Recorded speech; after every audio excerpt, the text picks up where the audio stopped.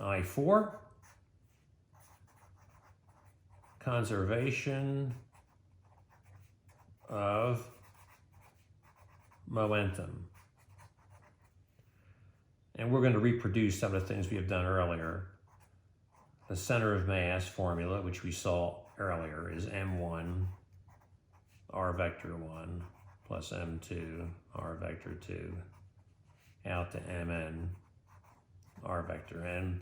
And we're going to divide that by the sum of the masses. Okay, that's our formula which we derived earlier. And the velocity of the center of the mass, the velocity of center of mass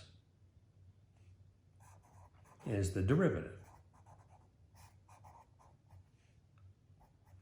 So all these masses in the denominator sum up to big M, so we'll do that.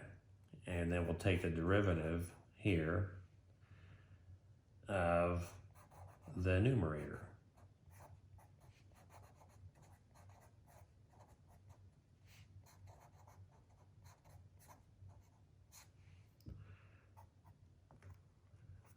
What I'm going to do in my next step is I'm going to bring the mass over to the left-hand side. And then here I'll have m1, velocity 1, plus m2, velocity 2, plus dot, dot, dot, mn, there, velocity n. But see this, if you look at this on the right-hand side, that's the total momentum.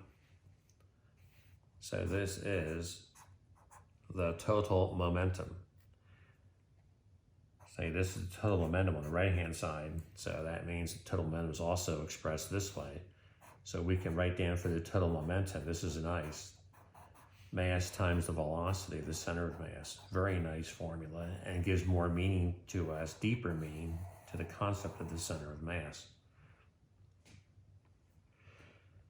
Now suppose there are no external forces, because remember, the external force, when you have the total external force, the net external force, is, by Newton's second law, the derivative of the momentum with respect to time.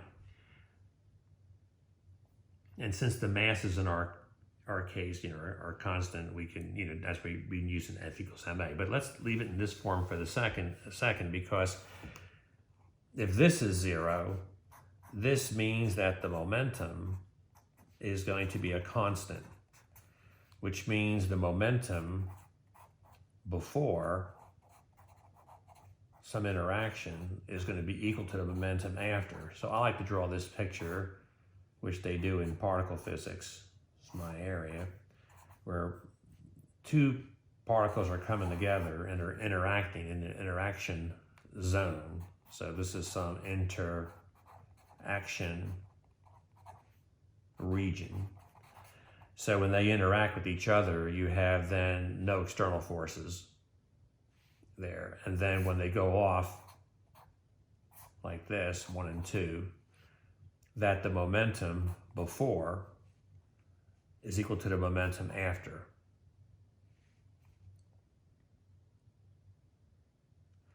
So let's say before the particles had velocities u1 and u2, and they're vectors, and then afterwards say v1 and v2. The total momentum, remember, is the mass times the respective velocities, and you add them up, there's only 2 of them here. So that means m1 u1 plus m2 u2, that would be just the 2 cases. Before, I'm just using u and v to designate before and after, then m1 v1 plus m2 v2. So that's looking at this kind of thing here. Say that's your total momentum. But before, I use u, and u comes before v in the alphabet, so that's kind of easy to remember. And this is considered conservation of momentum. So we have 2 important conservation laws in our course so far. We have the conservation of energy, and now we have the conservation of momentum.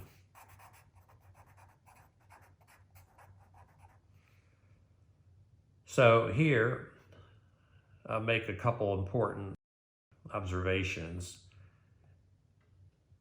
If there's no external forces, then the momentum's a constant, and that means initially and after some interaction, the momentum in each case will be the same. But what's really neat about that, which we might apply in some subtle questions later, is that if the total momentum is a constant, that means this is a constant. And since this is going to be m times dr center of mass dt, because see, the velocity of center of mass is simply its derivative. If the momentum is going to be a constant, what happens in some cases is that there is no motion initially. Now, this is a special case. If there's no motion initially, that means in that case you're going to have the P is equal to 0, and that means the R center of mass will be a constant. If you want, you can put a vector on there, you don't have to. So that's interesting to just remember. A specific example of this would be, for example, if a person is on ice and you're at rest, and then you throw a ball, then you'll move the other way, and the momentum in each case will be 0. And we're going to be doing a problem like that in the next section.